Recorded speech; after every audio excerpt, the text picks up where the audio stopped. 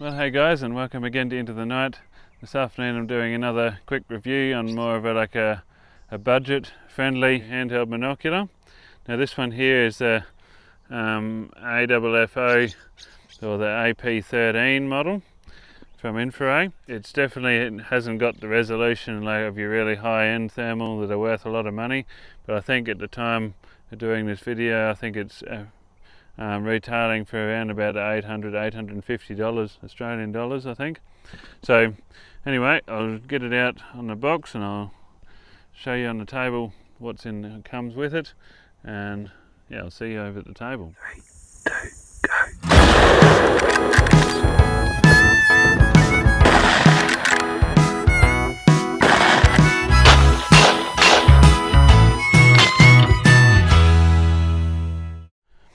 Okay, so here's all the contents of the box. We've got an instruction manual, a lens cleaning cloth, a USB-C to USB-A charging cable, a bit of a bag to keep the thermal in, and here's the binocular itself. Well, and this comes with a carry strap which you can detach off of there, or you can unhook that as well, so you can just use it as a wrist strap or a neck strap. It's got these other clips on there which is quite nice, and then it just attaches onto there, but I'll leave that off for now. So this here is what you'd call a budget thermal device. So like the little lens, germanium lens in the front, a very tiny little lens. It's even got a little light, so you can, like a torch, so you can find your way around in the dark if you need to. Now it's got an internal battery that seems to last for a long time. I have had this for a couple of months now and using it occasionally. Here's your diopter adjustment, so you get the screen looking right for your eye.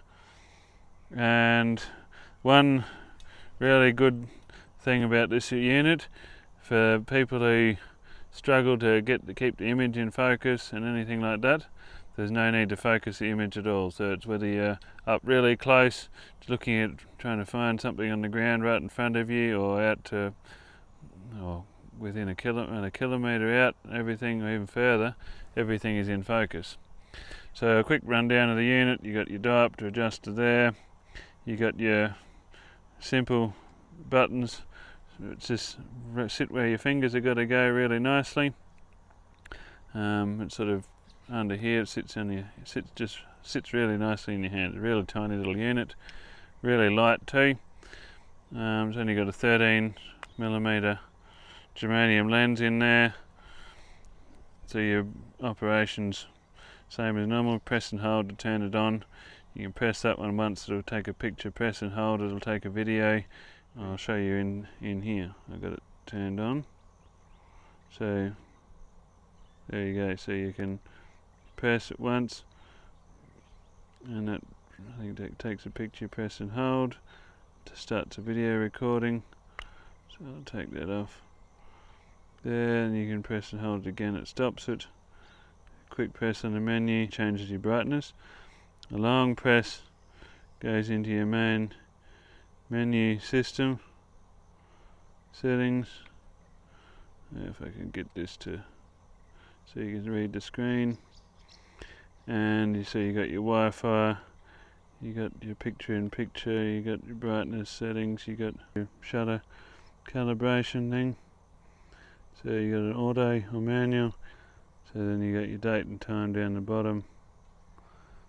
Then you got your date down the bottom of time, and then your language. You got a factory reset or your information. So you hit your power button, it gets out of it.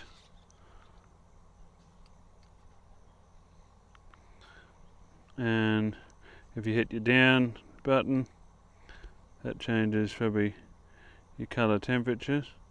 So it goes from white hot to now it's black hot, to red hot, to rainbow, to identification mode, and then back to white hot.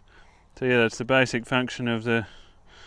The little rubber cap goes on there. It's quite a nice tight fit in the end there, so it's definitely not going to just fall out. and it's, even if it does open up, it's attached there, so it's a really good little cap. Got another setting in here. If you hold both those buttons down together, you get a statometric rangefinder, so you can use your up and down arrows to bring those bars together. You press and hold those two buttons again, and it goes away. Just one press of the power button turns your screen off, and then you can press it again and it turns back on again. So yeah, it's a very basic little unit. I'll show you the specs of it.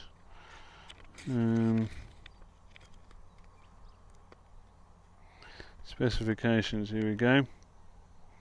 And I'll take a picture of that and I'll just put it up on the screen. So the AP13, so it's only 256 by 192 resolution sensor, 40 millikelvin sensor. Detection range 670 meters. I'll just have a look with it and I'll get it recording. So you press and hold there, and it should be recording. Now I'll get it down. I'll look and find those cattle across the creek. You can see there's some cattle there. They're at 600 and, well, they're probably actually about 700 meters. There's another one up there on the ridge. I think that's a cow anyway. But you can see, so there's my targets. There's a bit of form board leaning up there at the back of my target. So it's black and the sun's been shining on it. The sun's sort of just set now, and so everything's still a fair bit fairly hot. But you can see now the quality's not quite as good as the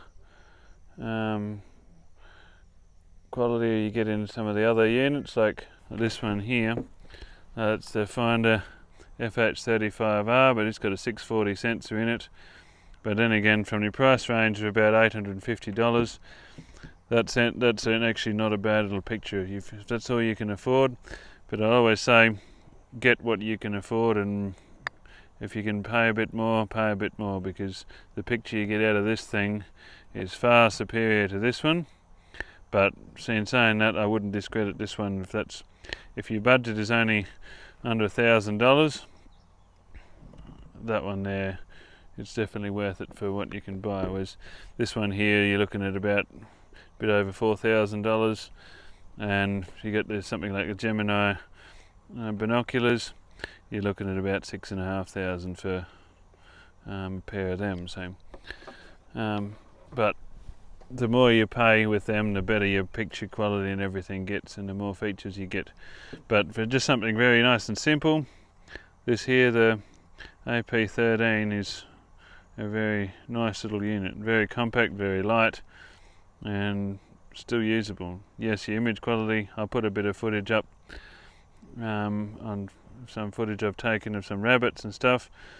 It's definitely not the quality of the FH35R, but it's still usable, and you can still find stuff to shoot. So anyway, it has got a USB-C port in the bottom, so you can get your data off and whatever, and a 1/4-20 tripod mount on the bottom there too, if you want to mount it up on a tripod or something too. Anyway, that's the InfiRay AF and AFFO, or AP13, and yeah, not a bad little unit for the price. Okay, so I'm just going to wrap up my final thoughts on the AP13 handheld binocular. It's a really good little binocular to hold in your hand, scan around with. Just fits in your hand. If you put it around your neck, it's probably going to make a noise on my microphone if I do this, but it just sort of sits there. It's really nice and light, easy to use. So yeah, I think it's for a budget thermal under $1,000, you can't go too far wrong with this one. I know when Leopold brought out their first little handheld binoculars, like this thing here would be far better than what that one ever was, and that was for about similar sort of money. So technology is getting better, and for a 12 micron pixel size in here, it's not a bad picture at all for identifying a target. Like, you're not going to be able to get a real good target ID out at a distance, but up at close, you can see that Henry's sitting there and he's coming around to give Henry a good lick. So you can definitely see make out animals at a close range. So if you want to find out any more information about them and go and check them out on their website, I'll leave some links in the description below, and you can go and find a deal if you're interested in purchasing one of these. But for a little thermal handheld binocular for under $1,000, you can't go too far wrong with this. So anyway, I'll leave it at that, and hope you enjoyed the video. If you did, give it a thumbs up, subscribe to my channel, and I'll catch you in the next video.